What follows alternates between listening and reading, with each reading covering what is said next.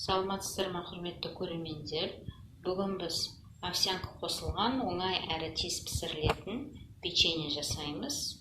Ол үшін бізге овсянка, қара мейіз керек, сары мейіз қоссаңыздар да болады. 2 банан, олар пісіп кеткен әбден байқасаңыздар. Корица және өсімдік майы қажет. Енді мен жаңаға овсянкадан табаққа 2 стақан салдым. Оның үстіне ыстық су құямыз.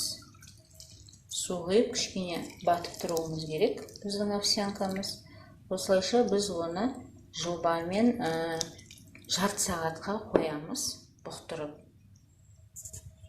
Енді біз жаңағы 2 бананымызды тазалап, турап, жаншқымен езіп аламыз.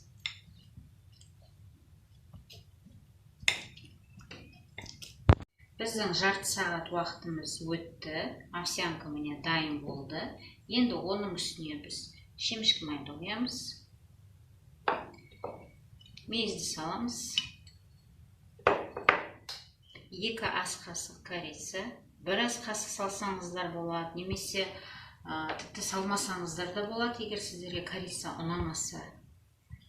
Және жаңағы езілген 2 бананымызды саламыз. Және барлығын араластырамыз.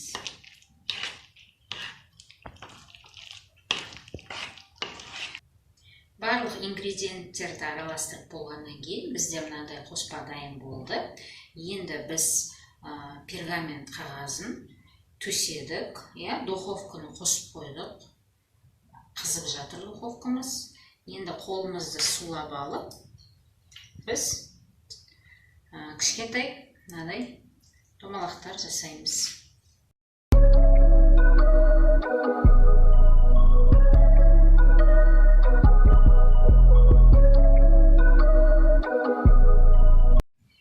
Міне біз печеньемізді дайындап қойдық. Енді осы печеньені біз 180 градусқа қыздырылған пешке саламыз да 15-20 минуттай ұстаймыз.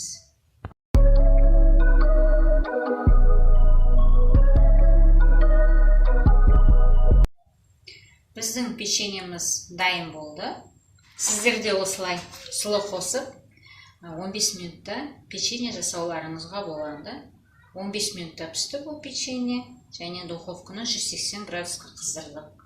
Печеньенің құрамына қант қоссаңыздар болады, немесе бал. Мен корица қостым, корица қоспауға да болады. Яғни әр кезде әртүрлі өздеріңіз қарайсыздар. Және де овсянканың үстіне суды қатты көп құймаңыздар. Назарларыңызға рахмет. Сау болыңыздар.